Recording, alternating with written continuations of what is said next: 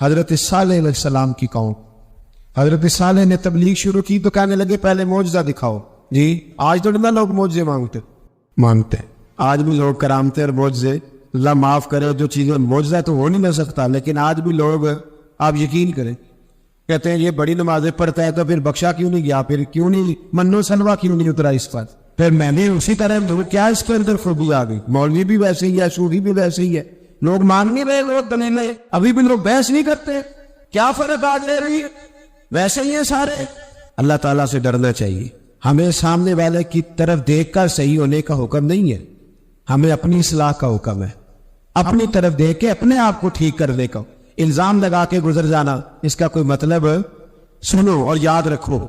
حضرت صالح علیہ السلام سے کہنے لگے پہلے معجزہ دکھائے تو حضرت صالح علیہ السلام نے فرمایا اونٹ کہاں سے پیدا ہوتے ہیں؟ کہا اونٹنی کے بطن سے. فرمایا آؤ میں تمہیں پہاڑ کے اندر سے اونٹنی پیدا کر کے دکھاتا ہوں. کہاں سے؟ پہاڑ کے اندر سے. حضرت نوح ساتھ لے کے گئے تو پہاڑ کے اندر سے اونٹنی نکلی، اور اونٹنی بھی گاپن تھی، اس کے پیٹ میں بچہ، اور اونٹنی اتنا دودھ دیتی تھی کہ ساری بستی دودھ پی جاتی تھی، پھر بھی دودھ بچ جایا کرتا تھا. لیکن حضرت نوح علیہ السلام نے فرمایا تم نے دیکھ تو لیا یہی سے، یہ جتنا دودھ دے گی روٹی بھی اتنی کھائے گی. ایک دن تم سارے پانی پیو گے، ایک دن یہ سارا پانی پیا کرے گی. ایک دن تم سارے باقی جانوروں کو گھاس کھلاؤ گے، ایک دن یہ اونٹنی. اونٹنی کا نام کیا؟ ناقۃ اللہ، اللہ کی اونٹنی. کس کی اونٹنی؟ نام کیا ہے؟ اللہ کی. یہ اللہ کی اونٹنی. تو حضرت نوح علیہ السلام کی اونٹنی. فرمایا اس کی بے ادبی نہ کرنا. باز نہیں آئے لوگ، باز نہیں آئے. کہنے لگا جی دودھ دینا تو ٹھیک ہے، پر یہ جو سارا پانی پی جاتی ہے نا یہ صحیح نہیں، یہ جو ساری گھاس کھا جاتی ہے یہ نہیں ٹھیک. دودھ دینا تو ٹھیک ہے پر یہ نہیں صحیح. آپ نے فرمایا اسے کچھ نہ کہنا، اللہ کی اونٹنی ہے. میں کہا کرتا ہوں ان لوگوں نے ناقۃ اللہ کی بے ادبی کی. حضرت نوح علیہ السلام کی اونٹنی کی ٹانگیں کاٹ دی صالح علیہ السلام. اور دیکھو اللہ بڑا بے نیاز ہے، اگر پیدا کرنا جانتا ہے تو حفاظت کرنی نہیں جانتا. لیکن رب کریم نے فرمایا نہ کرنا. انہوں نے ان کے پیر کاٹ دیے، کانوں پہ چھریاں لگائیں. اونٹنی جب مر گئی، اونٹنی اللہ تبارک و تعالیٰ کی وہ اونٹنی جب مر گئی تو حضرت صالح علیہ السلام کی قوم پر رب کریم نے زلزلہ بھیجا. اذا زلزلت الارض زلزالہا، جب زلزلے آئے گے اور جب ان کا زلزلہ آنا ہے، زلزلہ آتا ہے نا، کیا کرتی ہے قوم؟ لا الہ الا اللہ، لا الہ لا الہ الا اللہ، کلمے جاری ہو جاتے. بلکہ ایک دفعہ ایسا بھی ہوا کہ مسجدوں میں اعلان ہونے لگے زلزلہ آ رہا ہے. جو فجر کے لیے نہیں اٹھے زلزلے کے لیے وہ بھی اٹھ گئے. جن کا دعویٰ ہے نا میرے سویرے آنکھ نہیں کھلتی، ان کی لگی نہیں کتنے گھنٹے، بعد میں بھی نہیں لگی. ٹی وی پہ اعلان ہوتے رہے کوئی نہیں آ رہا، سو جاؤ چپ کر کے. لیکن آنکھ لگی. موت سے تو ڈرتا ہے، اللہ سے ڈرتا ہی نہیں. موت کا خوف ہے، رب کا نہیں. زلزلہ آیا، ساری قوم تباہ ہو گئی. بتاؤ اگر ناقۃ اللہ کی گستاخی ہو تو اللہ ناراض ہو جاتا ہے، اور اگر اولیاء اللہ کی ہو، اگر اولیاء اللہ کی ہو تو رب ناراض نہیں ہوتا. شرم نہیں آتی لوگوں کو داتا صاحب کی بے ادبی کرتے، شرم نہیں آتی لوگوں کو غوث اعظم کی گستاخی کرتے، حیا نہیں آتی جنہوں نے دین پھیلایا ان کی بے ادبی. میں درد سے کہتا ہوں، رو کے کہتا ہوں، اور اگر کلیجہ پھٹ سکے تو میں دکھاؤں زخم کتنے. ایک حج کے موقع پر ایک بابا جی، اس سال 4,80,000 روپے کا پرائیویٹ حج تھا، اور بابا جی کی کیفیت کمزور تھی، بیچارے بیمار تھے. اس کے باوجود وہ گئے، بوڑھے آدمی، جا کے بیٹھیے. اور کتنی مشکل ہے وہاں منا، مزدلفہ، عرفات، طواف زیارت، کتنا مشکل کام ہے طواف زیارت کرنا، طواف وداع کرنا. کس کٹھن سے حج کیا، بڑھاپے میں پیسے بھی لگائے. اور جب وہ روضہ رسول پہ گئے صلی اللہ، اور انہوں نے جا کے نبی پاک صلی اللہ علیہ وسلم کے روزے کی طرف منہ کر کے درود شریف پڑھا تو ایک ملا نے اٹھ کے کہہ دیا تو مشرک ہے. تو میری روح کانپی. میں نے کہا تجھے شرم نہیں آئی، حیا نہیں آ رہی؟ اس کی ادھر میں کس بڑھاپے میں کہاں سے چلا، کہاں آیا؟ یہ مشرک ہوتا تو کسی مندر میں جاتا، یہ مشرک ہوتا تو کسی گرجے میں جاتا. یہ مشرک نہیں، یہ مومن ہے. اور یہ وہ والا مومن ہے جس کے سینے میں دل جب دھڑکتا ہے تو خالی دھڑکتا نہیں، ساتھ میں محمد عربی پہ درود سلام بھی پڑھتا ہے. شرم نہیں آتی لوگوں کو؟ اتنی بڑی گستاخی کرتے. یہ روضہ رسول پہ آیا مشرک ہے. میں نے تو ایک مولوی کو صاف صاف کہا تھا، میں نے کہا اگر میں مشرک ہوں تو نکالو، مشرک کا داخلہ تو یہاں ویسے منع ہے. شرم نہیں آتی؟ اپنی زبان کا پاس کرو کچھ. اتنا ظلم، اتنی بڑی فرقہ واریت امت میں، اتنا امت کو تقسیم کرتے ہو، تمہیں شرم نہیں آتی؟ یہاں سے اتحاد کا پیغام دینا چاہیے، وہاں سے تم لوگوں کو فرقے کا پیغام دیتے ہو، ایک مقصود فرقے کی تبلیغ کرتے ہو. خدا را تو میں کہہ رہا ہوں ناقت اللہ کی بے ادبی پہ عذاب آتا ہے، تو اولیاء اللہ کی بے ادبی میں نہیں آتے. داتا صاحب ساری دن کی تبلیغ کرتے رہے، ایک آدمی نے اٹھ کے کہہ دیا جناب وہ تو شرک کا اڈا ہے، تو رب کریم ناراض نہیں ہوتا ان باتوں سے؟ ہمیں خیال کرنا چاہیے، اللہ سے ڈرنا چاہیے. ان چیزوں سے عذاب آتا ہے اور آ رہا ہے، اللہ تعالیٰ ہمیں محفوظ فرمائے. اللہ ہمیں اس سے قوم لوط پہ بھی عذاب آیا. ہم جنس پرستی، مرد مردوں سے بدکاری کرتے. حضرت نوح نے سمجھایا کہ یہ کام درست فطرت کے خلاف ہے، یہ کام درست نہیں. جب انسان یہ کام کرتا ہے تو زمین اور آسمان کانپتے. اب میں کیسے کھول کے بتاؤں، میرے پاس اعداد و شمار ہیں کہ پاکستان کے اندر اس کام کی کیفیت کیا ہے اور کس طرح کر کے لوگ. میں تو رونا روتا رہتا ہوں داڑھی کا. لوگ کئی دفعہ کہتے ہیں حضرت صاحب پہلے بھی آئے تھے تو داڑھی کی بات، پھر بھی آئے تو داڑھی کی بات. تو میں رونا روتا ہوں، اس لیے روتا ہوں کہ جو کلین شیو نوجوان ہوتا ہے وہ امرد کے حکم میں، اس پر وہی حکم لگتا ہے جو عورت پہ لگتا ہے. اس کے ساتھ مرد کا اٹھنا بیٹھنا اسی طرح ناجائز ہے جس طرح عورت کے ساتھ. حضرت جنید بغدادی رحمت اللہ تعالیٰ علیہ کے سامنے ایک شخص نے کہا وہ کتنا خوبصورت نوجوان جا رہا ہے، تو آپ فرمانے لگے تو حافظ قرآن نہیں کہا؟ ہاں. فرمانے لگے جا اپنے حفظ کی خیر بنا. وہ شخص کہتا ہے میں نے اس بغیر داڑھی والے کلین شیو نوجوان کو بری نظر سے دیکھا، مجھے قرآن پاک ہی بھول گیا، سارا قرآن پاک بھول. اور کتنے سال میں دعائیں کرتا رہا، بیت اللہ کے طواف کرتا رہا، میں یاد بھی کرتا تو نہیں ہوتا. کیسے اب تو ہمارا نعت کا بیوٹی پارلر سے ہو کے آتا ہے. ہم کسی اور کو کیا پیغام، وہ پیغام، وہ نظام، وہ طریقہ کار جس کا حکم تھا شریعت میں. قوم لوط پر عذاب آیا. صحیح بیٹھتے ہوں گے بچے جو موٹر سائیکلوں پہ بیٹھتے. میں نے گجرانوالہ کی سڑکوں پہ بچوں کو، نوجوانوں کو جو تماشے کرتے سرے عام دیکھا ہے تو مجھے ڈر لگتا ہے. اور کوئی روکنے والا نہیں، شغل ہو رہا ہے، ہنس رہے ہیں، اور سامنے عورتیں بھی ہیں، سب ہو رہا ہے. کتنی تکلیف کی بات. حضرت نوح کی قوم یہ کام کرتی تھی، قرآن پاک نے بیان کیا ہے. حضرت نوح نے سمجھایا، فرمایا رب کریم نے تمہیں اپنی خواہش پوری کرنے کے لیے جائز طریقہ عطا فرمایا، عورتوں سے نکاح کرو، اور اس نکاح کی برکت سے جو اللہ تمہیں اولاد دے گا اس کو اللہ تبارک و تعالیٰ تمہارے لیے باعث بخشش بھی فرمائے گا. لیکن جب قوم نہ مانے تو جو قوم لوط کا عمل کرے اس کا علاج قرآن میں بیان فرمایا کہ آسمان سے پتھر برسیں گے. پتھر برسے اور جن کے بڑے بڑے اچھے دماغ تھے ان کے دماغ چکنا چور کر دیے گئے، تباہ کر دیے گئے، ان کے دماغ زمین پر بچھاڑ دیا گیا. اللہ مہلت دیتا ہے لیکن اس کا مطلب یہ نہیں کہ انسان توبہ ہی نہ کرے. حضرت شعیب علیہ السلام کی قوم پر بھی عذاب آیا، اس لیے کہ بددیانتی کرتی تھی، ناپ تول میں کمی کرتی تھی. میں نے کہا تھا شب قدر کی رات کہ یہ کوئی تماشا ہے کہ شب رات آئی تو ساری رات روتے رہے یا اللہ معاف کر دو، یا اللہ معاف کر دے، رو رو کے چیخے مار مار روئے. شب قدر آئی تو پھر چیخے ماری، ساری رات روئے. تو جس بندے کا پروگرام ہی نہیں سویرے بدلنے کا، دکان پہ بیٹھ کے پھر بڑی ناپ تول میں کمی، پھر وہ اللہ تعالیٰ معاف کرے. میں ایک مضمون پڑھ رہا تھا تو وہ فوڈ کے اسپیشل لوگ تمہیں لکھا تھا مہربانی کرو ملاوٹ ہی اچھی چیز کی کر لو، مرچ میں کیوری تو نہ ملاؤ اینٹوں کی، وہ تو بیمار کرتی ہے، وہ تو خون کی آنتوں کو روک دیتی ہے. وہ کہنے لگا، اور وہ کہتا ہے میں تمہیں بتاتا ہوں کون کون سی چیز ملائی جا سکتی ہے، وہ ملا لو. خدا را اس قوم پہ رحم کرو، مہربانی. ایک دوست ہے ہمارے، میں وزیر آباد میں ان کے گھر بیٹھا تھا تو ایک میڈیکل، میرا کسی شخص پہ اعتراض کرنے کا میں مجموعی بات کرتا ہوں. میں ایسے ڈاکٹروں کو جانتا ہوں جو اللہ تعالیٰ فضل کرے سچ مچ کے نیک ہیں، اچھے لوگ. تو بچے کا میڈیکل سٹور ہے تو والد بیمار ہو گیا ہے تو وہ کہتا ہے ابا جی ڈاکٹر صاحب نے کہا آپ کو ڈرپ لگنی ہے. تو سگے باپ کو ڈرپ لگانے لگا تو باپ کیا کہتا ہے پتر تیری مہربانی مینو کوئی اصلی لائی اور نہ لائی جڑی لوکاں نو لا لے. اب وہ پیار سے سنا رہا ہے بات. میں نے اسے کہا کہ یہ تو ڈوب مرنے کا مقام ہے نا، ڈوب مرنے کا مقام، کہ جس ملک کے اندر دوائی بھی صحیح نہ بکے، اصل نہ ملے دوائی بھی، اور پھر وہ قوم کہے کہ ہم نے تو پورے روزے رکھے، ہم نے تو بڑا صدقہ اور خیرات کیا، دوائی بھی اثر نہ ملے. جناب شعیب علیہ السلام کی قوم ناپ تول میں کمی کرتی تھی تو اللہ تبارک و تعالیٰ نے ان پر بتا عذاب کس طرح کا بھیجا. شدید گرمی ہوئی. اللہ ہمیں محفوظ فرمائے. سارے آمین کہہ دیا. دیکھیں کتنا اچھا موسم کر دیا رب کریم. اللہ ہمیں محفوظ فرمائے. اللہ رحمت فرمائے. شدید گرمی کی لہر آئی, باہر اتنی گرمی ہوئی کہ لوگ اپنے گھروں میں گھس گئے. جس طرح سورج کی شعاعیں گھروں کے اندر داخل ہو جاتی ہے, اس طرح گرمی کی لہر اندر داخل ہوئی. اور جس طرح کسی کو آگ لگ جائے تو وہ آدمی اچھلتا کودتا ہے نا, اس طرح یہ لوگ اچھلنے لگے اور اچھل کود کے مر گئے.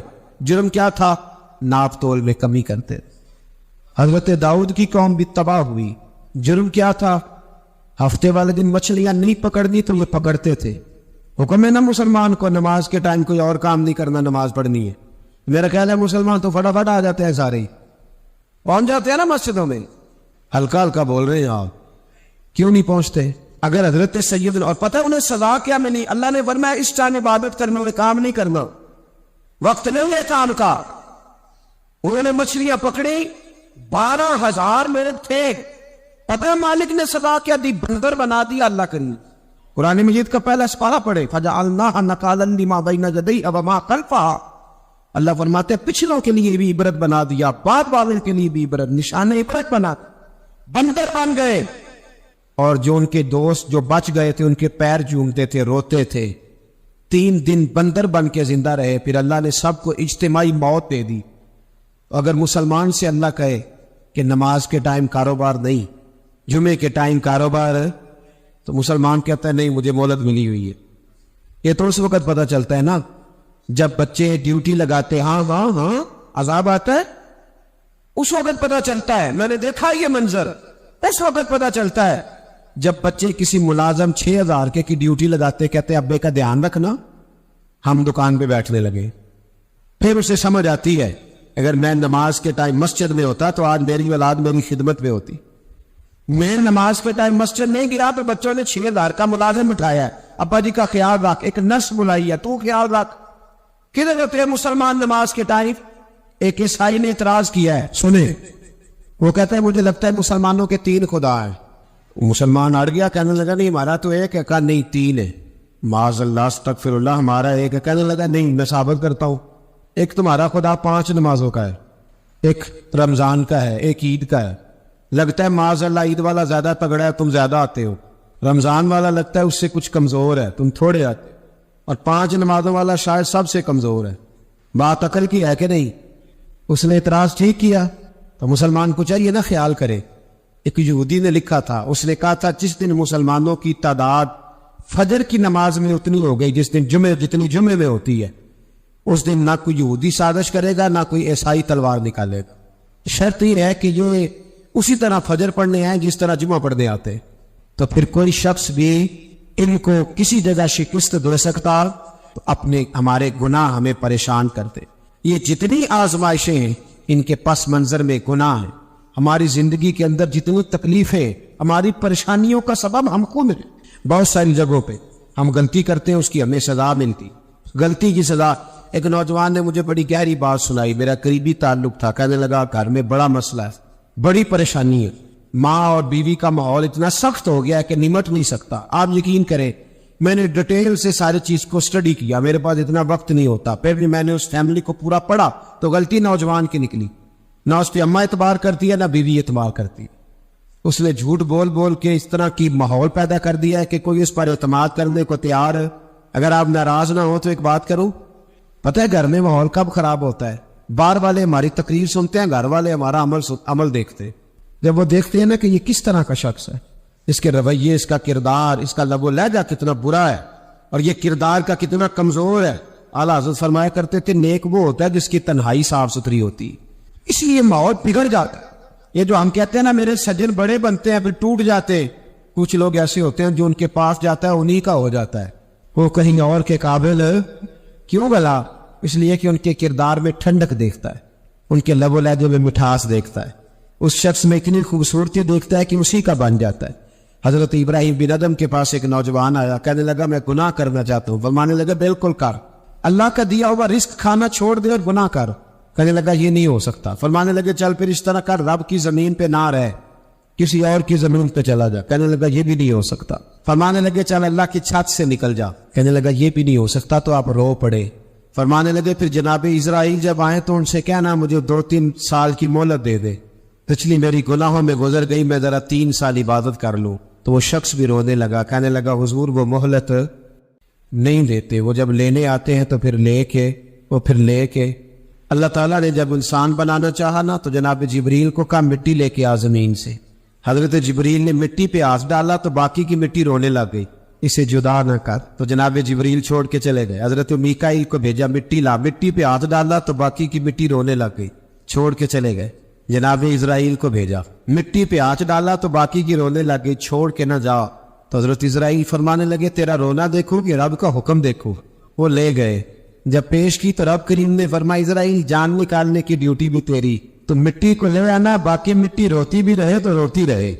جب میرا فیصلہ آ جائے تو پھر اس میں کوئی گنجائش، ہم کھاتے بھی اللہ کا ہے، نافرمانی بھی اس کی کرتے، زمین پہ بھی اس کی چلتے ہیں، نافرمانی بھی اس کی کرتے، حکم کسی اور کا مانتے، چھت پہ رب کریم کی رہتے. اس طرح نظام نہیں چلتا. میرے بھائی یاد رکھ لو، گناہوں کی سزا ملے گی، زندگی تنگ ہو جائے، یہاں بھی آزمائش ہوگی. اور بالکل اسی طرح انسان پر اس کی نیکی کا اثر بھی ہوتا ہے اور گناہوں کا اثر بھی ہوتا ہے. نیکی دل کو سکون دیتی ہے، گناہ انسان کو پریشان کر دیتے. نیکی اللہ کی رحمت کو متوجہ کرتی. پھر حالت یہ ہوتی ہے کہ انسان اپنی ان پریشانیوں کا حل کہیں اور ڈھونڈتا پھرتا ہے، حالانکہ جب گناہوں کی بیماری لگے تو اس کی شفا توبہ میں ہوتی، اس کا حل اللہ کے حضور معافی مانگنے میں ہوتا ہے، پہچاننے میں ہوتا ہے کہ مجھ سے کہاں غلطی ہو گئی، کس جگہ جا کے کمزوری میں نے دکھائی. ہر انسان اچھی، ٹھنڈی، خوبصورت، سکھ والی زندگی چاہتا ہے. اللہ کریم نے سورہ نحل کے اندر ارشاد فرمایا من عمل صالحا من ذکر او انثی، فرمایا جو بھی اچھے عمل کرے، چاہے مرد ہو چاہے عورت ہو، وہو مؤمن، شرط یہ ہے کہ مومن ہو، فَلَنُحْيِيَنَّهُ حَيَاةً طَيِّبَةً، فرمایا ہم اسے پاکیزہ زندگی عطا فرما دیں گے، حیات طیبہ دے دیں گے اسے، پاکیزہ زندگی.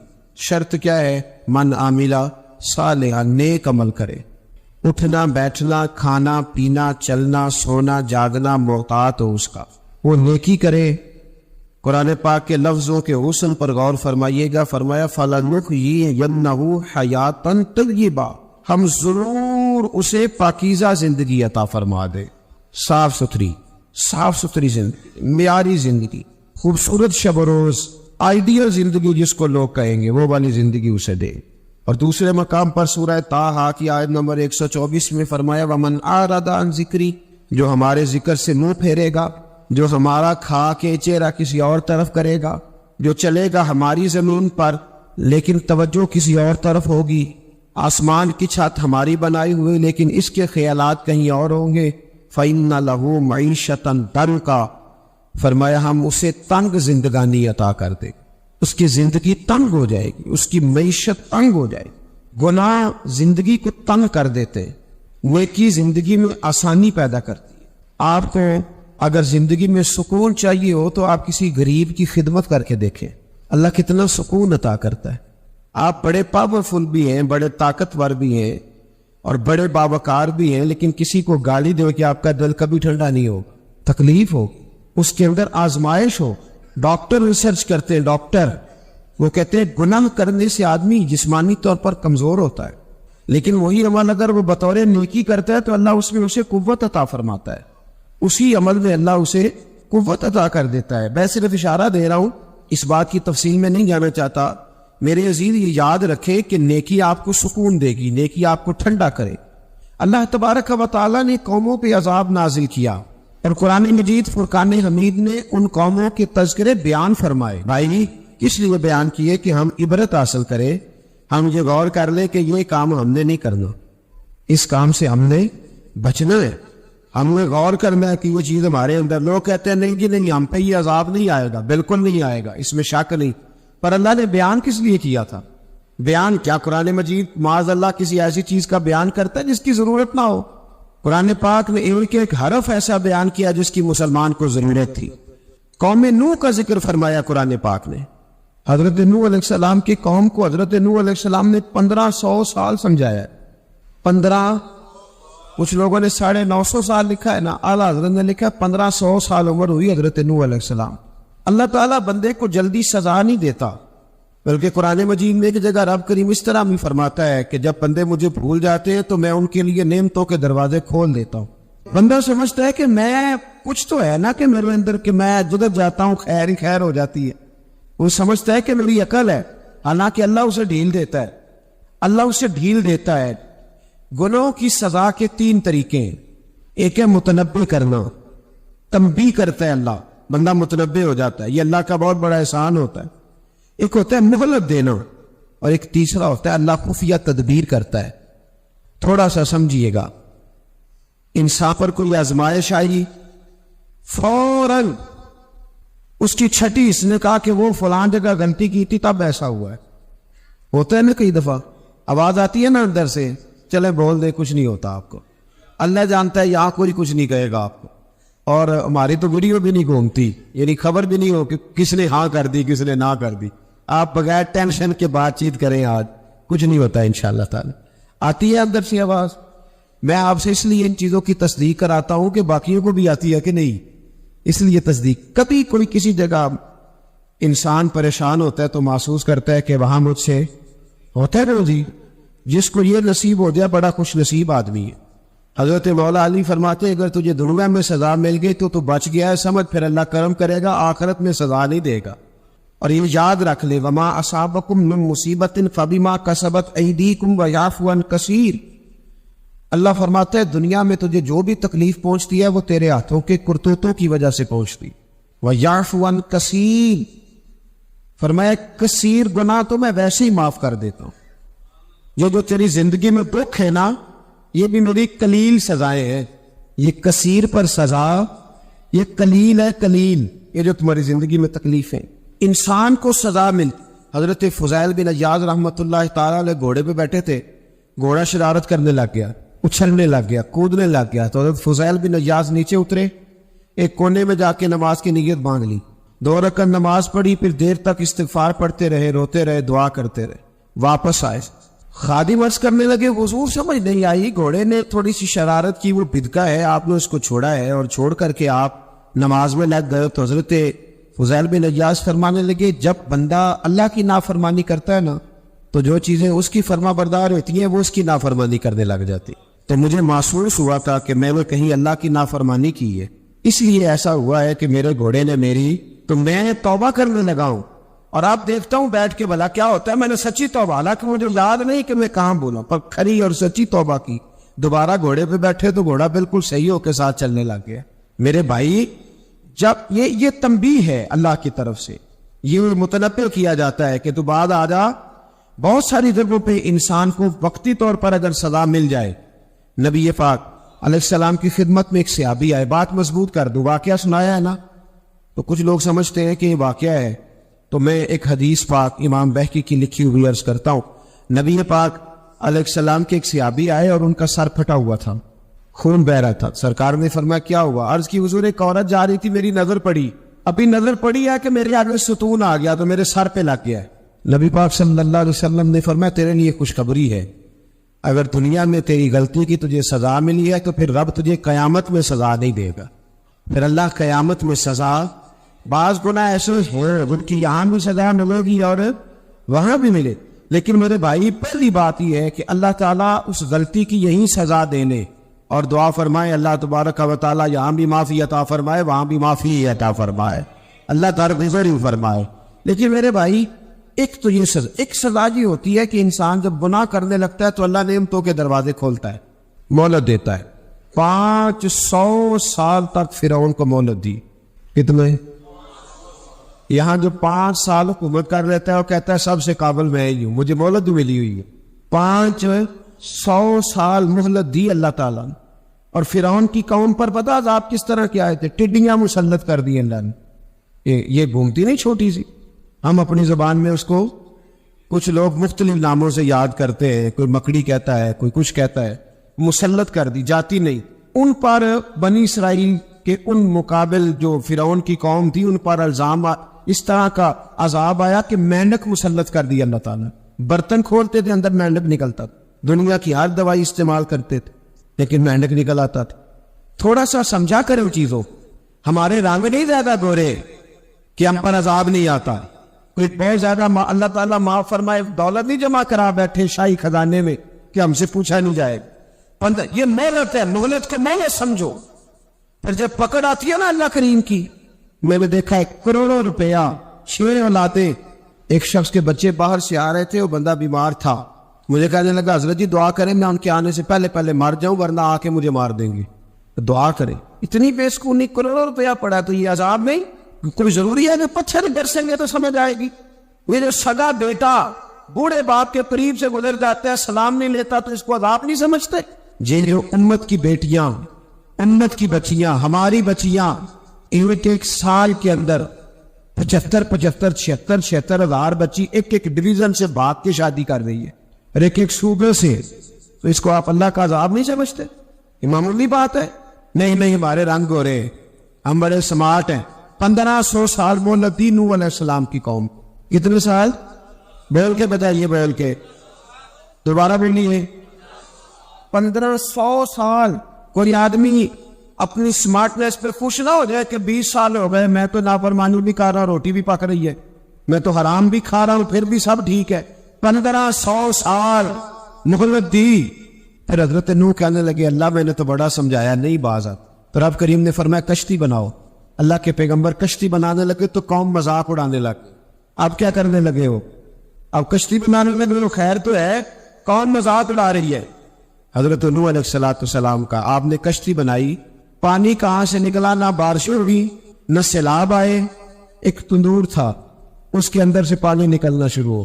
کبھی تندور سے بھی پانی نکلا ہے, پر جب نکالنے والا چاہتا ہے تو وہاں سے بھی ایک تندور سے پانی نکلا. اتنا نکلا, اتنا نکلا, اتنا نکلا کہ قوم ساری ڈوب گئی. قرآن مجید کے صفحات شہادت دیں گے کہ حضرت نوح کی قوم کا بچہ بہ گیا. بچے صرف وہ تھے جو حضرت نوح کے ساتھ ہو گئے, تباہ ہو گئی. اللہ بے نیاز ہے, بے نیاز.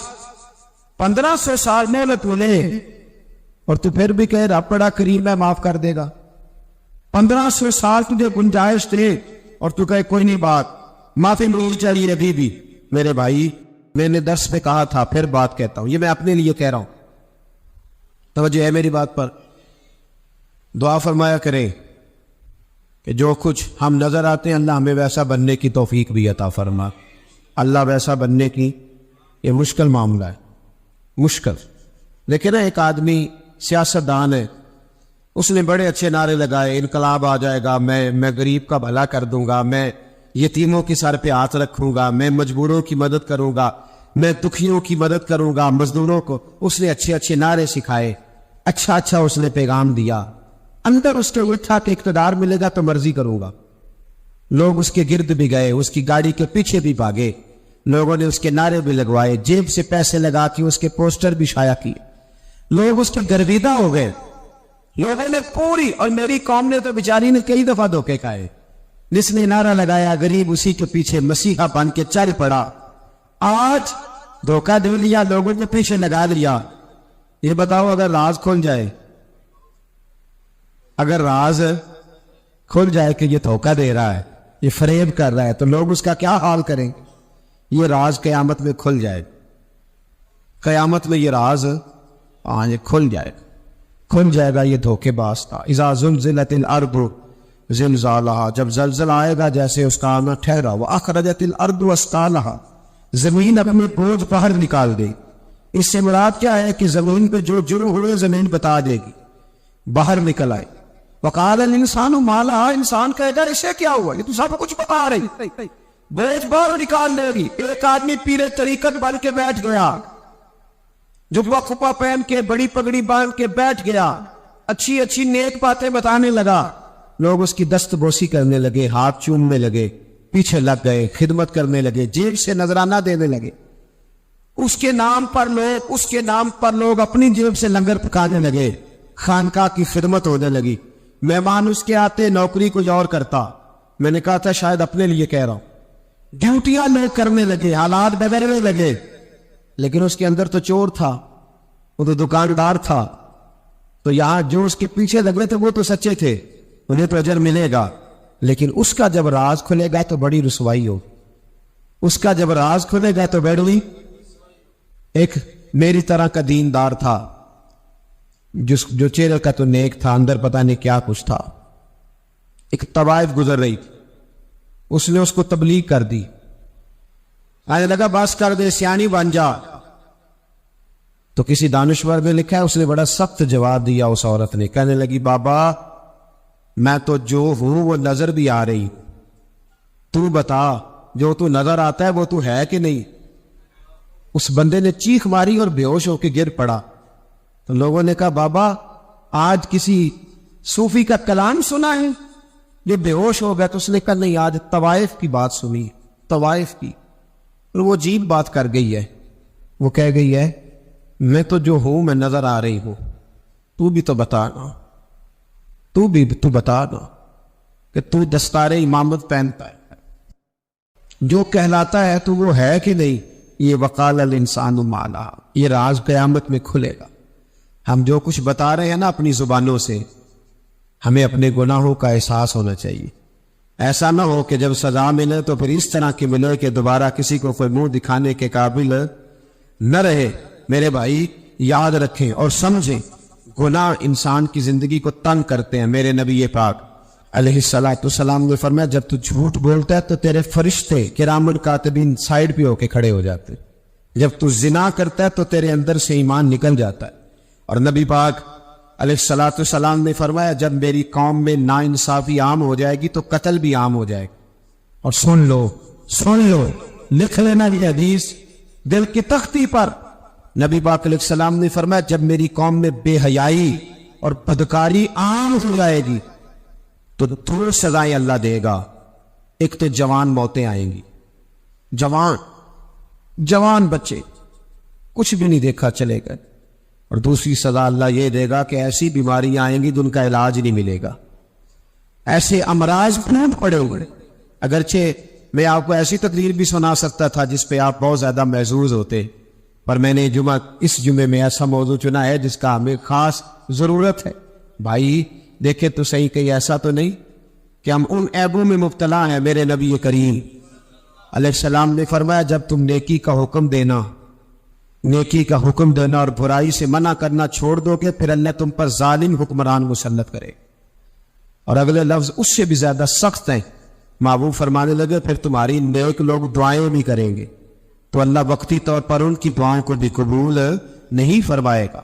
اس لیے کہ تم لوگوں نے نیکی کا حکم دینا اور بھلائی سے روکنا چھوڑ دیا. عزیزو یاد رکھو جب گناہ عام ہوتے تو پھر حالات بدلتے اور لوگوں کو سزا ملتی ہے ان کے گناہوں کی. بلکہ یہاں تک لکھا ہے کہ نیت خراب ہو تو سزا شروع ہو جاتی. کیا خراب ہو؟ بولیے گا. نیت بھی خراب ہو تو سزا.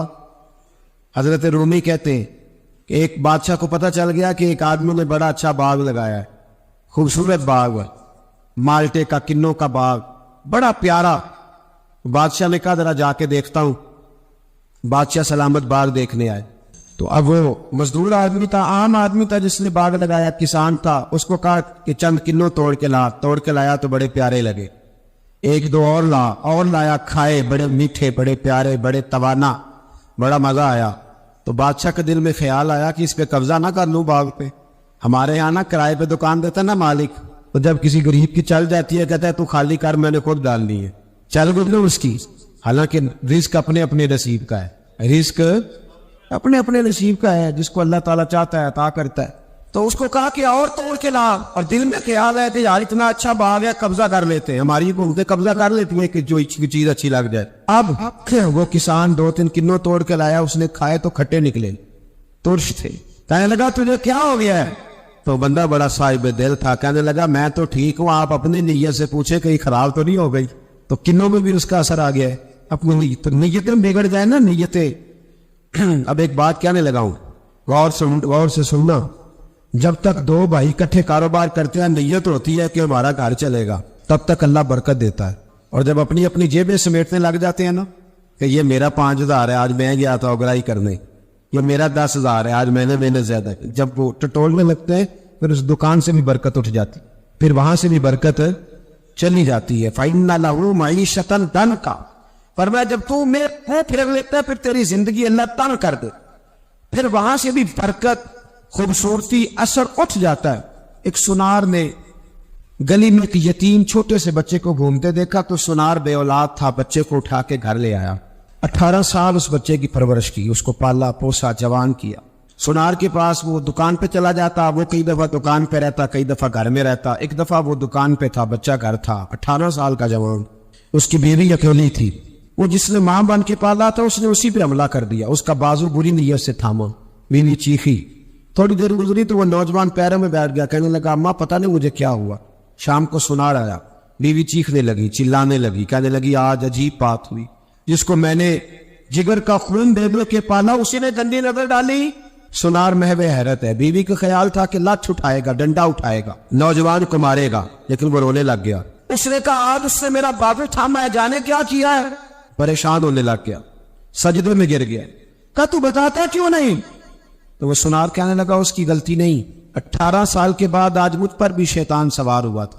ایک عورت آئی تھی، اپنے بازوؤں میں چوڑیاں پہننا چاہتی تھی تو میں نے بھی گندی نظر سے ہاتھ ڈالا تھا، رب کریم نے مجھے فوراً اس کی سزا دی۔ جن کے گھروں میں بیٹیاں ہوتی ہیں ان کی نظریں گندی نہیں ہوتی، جو بیٹیوں کے باپ ہوتے ہیں، جو بہنوں کے بھائی ہوتے ہیں، ان کی نظریں گندی۔ اور اگر تو ٹیلی فون کرتا ہے تو کسی عورت کے ساتھ تعلق رکھتا ہے تو یہ بات لکھ لے، امام فخر الدین رازی 1، علامہ اسماعیل حقی 2، ملا جلال الدین رومی 3، امام خازن 4، امام جلال الدین سیوطی 5 حدیث کے استاد اور محدث لکھتے ہیں کہ اگر تو کسی پر گندی نظر ڈالنے گا تو تیرا گھر بچ سکتا، یاد رکھ نہیں بچے گا۔ اس لیے کہ تیری نظر کسی کی بیٹی کو بیٹی سمجھ تاکہ تیری بچی کا پردہ قائم رہے، کسی کی بہن کو۔ یہ کیا بات ہوئی کہ تو جتنا مرضی گند معاشرے میں پھیلاتا رہے تیرا گھر بچا رہے؟ یہ کیسے ہو سکتا ہے؟ اِنَّ لَهُ مَعِیشَةً ضَنْکَ، اللہ فرماتے ہیں زندگی تنگ ہو جائے گی تیرے لیے مشکل، تو ڈھونڈتا پھرے گا کہ میں مرنے کو جگہ تلاش کروں۔ سچی توبہ کرے، کھری توبہ کرے۔ یہ گناہ انسان کو مجبور کر دیتے۔ حضرت عبداللہ بن مبارک رحمۃ اللہ تعالی علیہ، ان کے سینکڑوں شاگرد تھے۔ ایک شاگرد کے انتقال کا وقت آیا تو گھر گئے ملنے۔ آپ کہتے ہیں میں نے زور لگا لیا پر اس کی زبان پر کلمہ جاری نہیں ہوا۔ میں اسے کہتا کلمہ پڑھ پر اس کی زبان پر جاری۔ اللہ اکبر، بہت بڑی نعمت ہے۔ دعا فرمائے اللہ ایمان کی موت عطا فرما، ایمان کی موت دے اللہ کرے، ایمان کی موت دے۔ ایسے بھی لوگ دیکھے ہیں، مسجد نبوی ہے، رسول اللہ کا شہر ہے، سر سجدے میں ہے، روح پرواز کر گئی، روح کر کہ کتنا نصیبوں والا ہے، کتنا نصیبوں والا کہ مسجد نبوی میں سر سجدوں میں رکھا ہے، اور اللہ تبارک و تعالیٰ نے محبوب کے قدموں میں موت عطا فرمائی۔ تو حضرت عبداللہ بن مبارک کہتے ہیں میں نے اس کو کہا کلمہ پڑھ تو اس کی زبان پہ جاری نہیں ہوتا۔ میں بار بار کہتا تو وہ منت کرتا، کہتا حضور میں کوشش کرتا ہوں جاری نہیں ہوتا۔ فرماتے میں پریشان ہو کے اٹھا، ابھی میں دروازے پہ پہنچا تھا اس نے چیخ ماری اور روح پرواز کر گئی۔ بچے رونے لگے، بیوی رونے لگی، تو میں نے اس کی بیوی سے کہا کہ یہ جرم کیا کرتا تھا، اتنا بڑا پاپی پہ کلمہ جاری نہیں ہوا۔ اس کی زوجہ کہنے لگی حضرت جی 2 گناہ تھے اس کے، ایک تو یہ شراب کا عادی تھا، روکتی تھی باز نہیں آتا تھا، اور دوسری بات یہ کہ یہ اپنی اماں کا نافرمان تھا، وہ 2 گلے میں چھوڑ کے رہتی ہے، ایک کبھی ملنے نہیں گیا تھا۔ اس بوڑھی کا کلیجہ اس کی طرف سے بڑی تکلیف میں تھا۔ تو حضرت عبداللہ بن مبارک کہنے لگے جا تو بھی دعا کر، اس کی ماں کو بھی کہہ دعا کرے کہ یہاں تو یہ کلمہ نہیں اسے نصیب ہوا، اللہ کرے اللہ آخرت کی منزلیں اس کی بہتر فرما دے۔ حضرت مالک بن دینار نے توبہ کی انہوں نے۔ کس طرح؟ فرماتے میں نشے کا عادی تھا، کسی نے مجھے کہا کہ بطور دوائی شراب پی لو تو میں نے پی لی، نشے کا عادی تھا، شراب پیتا تھا۔ اللہ تعالیٰ نے بڑی منتوں اور کوششوں کے بعد، منتوں کے بعد ایک بیٹی عطا فرمائی، وہ بھی 2.5-3 سال کی ہوئی تو پردہ کر گئی۔ کہتے میں اس کی قبر پہ بیٹھ کے گھنٹوں روتا، شراب کا عادی تھا۔ ایک دن سویا تو خواب دیکھتا ہوں کہ میرے پیچھے ایک بڑا سانپ لگ گیا، اور سانپ جب منہ کھولتا ہے تو انگارہ نکلتا ہے۔ میں پھر دعا کرتا ہوں اللہ ہمیں معاف فرمائے، اللہ ہم سے درگزر۔ میں کچھ قبرستانوں میں جاتا ہوں تو میں سانپ بچھو پھرتے ہوئے دیکھتا ہوں تو ڈر آتا ہے کہ ہم یہاں آنے والے ہیں۔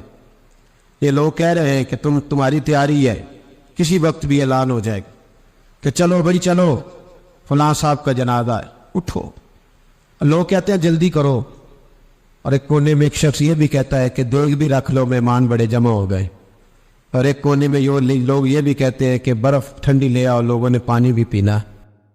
تو حضرت مالک بن دینار کہتے ہیں قبرستان میں نے دیکھا، میں خواب دیکھتا ہوں، بڑا اژدہا، اس کے منہ کے اندر آگ میرا پیچھا کر رہا ہے۔ میں خواب دیکھ رہا ہوں، میں دوڑا، لیکن وہ اژدہا جب میں دوڑا تو میرے آگے آ کے کھڑا ہو گیا۔ میں مشرق کو دوڑا تو وہاں بھی آ گیا، مغرب کو دوڑا تو وہاں بھی آ گیا۔ جناب مالک بن دینار کہتے ہیں ایک بوڑھا شخص کمزور مجھے بچانے آیا، پر اس اژدہا نے پھونک ماری تو وہ بوڑھا آدمی دور جا گرا۔ کہتے میں چیختا تھا، چلاتا تھا، ایک پہاڑی پہ میں بھاگا گیا تو وہاں مجھے میری بیٹی ملی، مجھے فوت ہو گئی۔ وہ اس اژدہے کے آگے اس نے یوں ہاتھ کیا تو اژدہا پیچھے بھاگ گیا۔ میں نے بیٹی کو گود میں اٹھایا، میں نے کہا بیٹی یہ کون تھا؟ کہنے لگی ابا یہ تیرا برا عمل تھا، یہ تیرا برا عمل تھا، یہ تجھے کھا جاتا اگر میں نہ ہوتی۔